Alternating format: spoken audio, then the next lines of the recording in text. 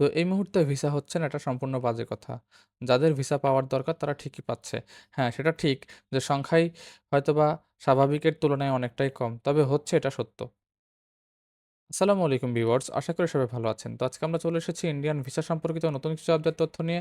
আপনারা সকলেই জানেন বর্তমানে ইন্ডিয়ান ভিসার যে অবস্থা চলতেছে, নরমাল প্রসেসে ভিসা হওয়ার সম্ভাবনা খুবই কম।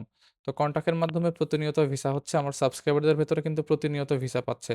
তো তারই পরিপ্রেক্ষিতে লাস্ট কয়েকদিন আগে, অর্থাৎ এই সপ্তাহে প্রায় ৩ জন মেডিকেল ভিসার জন্য জমা দিয়েছে এবং এন্ট্রি ভিসার জন্য জমা দিয়েছে ১ জন। তো যারা ভিসার জন্য জমা দিয়েছে তাদের ডেলিভারি স্লিপগুলার ছবি এখানে আমি দিয়ে দিচ্ছি এবং যতটুকু সম্ভব হাইড করা সম্ভব একটা ডকুমেন্ট, ততটুকু পর্যন্ত আমি হাইড করে দেখাচ্ছি। ১ম এ একটি আছে চিটাগংয়ে জমা হয়েছে, রায়ান আহমেদ রিয়াদ।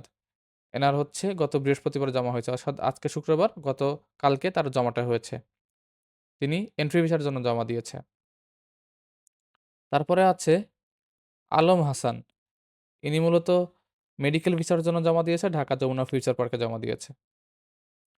তো আপনারা দেখতেই পাচ্ছেন এখানে আমি ২ টা ছবি দিয়ে দিয়েছি। একদম সরাসরি ডেলিভারি স্লিপের ছবি। যার ফলে একটা বিষয় আপনারা নিশ্চিত হয়ে যাবেন যে ভিসা হচ্ছে এবং জমাও হচ্ছে। তো আমার সাবস্ক্রাইবারদের ভেতরে কিন্তু অনেকেই একটা বড় কোয়েশ্চেন আসে, সবচেয়ে বেশি কোয়েশ্চেন যেটা কমেন্টে আসে সেটা হচ্ছে ট্যুরিস্ট ভিসা কিভাবে পাবো? কন্টাক্টের মাধ্যমে কোনোভাবে সম্ভব কিনা? জি, আপনাদের জন্যই বলছি যে ট্যুরিস্ট ভিসা কন্টাক্টের মাধ্যমে হয়তোবা সীমিত সংখ্যক, তবে সম্ভব। এক্ষেত্রে আপনাদের অবশ্যই কন্টাক্টের মাধ্যমে করতে হবে, অন্য কোনো ওয়ে নেই। তো তাদের মধ্যেই গতকালকে অর্থাৎ বৃহস্পতিবারে ৩ টে ট্যুরিস্ট ভিসা জমা হয়েছে। একটি হচ্ছে সাগর দাস, ঢাকা আইব্যাক সেন্টারে জমা হয়েছে ট্যুরিস্ট ভিসার জন্য ১৭ তারিখ। তারপরে আছে এমডি জিল্লুর রহমান, ট্যুরিস্ট ভিসার জন্য জমা হয়েছে ১৭ তারিখ। প্রশান্ত সেন, ট্যুরিস্ট ভিসার জন্য জমা হয়েছে ১৭ তারিখ। তো আপনারা যারা কন্ট্যাক্টের মাধ্যমে ট্যুরিস্ট ভিসা করতে চাচ্ছেন, তারা নিচের দেওয়া ফেসবুক লিংকে যোগাযোগ করে দেখতে পারেন। অবশ্যই নিজেদের মতো করে কথা বলে নেবেন এবং ডিল ফাইনাল করার পরে আগাবেন। কারণ একটা বিষয় আছে, এখানে যেহেতু কন্ট্যাক্টে করতে হবে, অবশ্যই আপনাকে টাকা দিয়ে কাজ করতে হবে।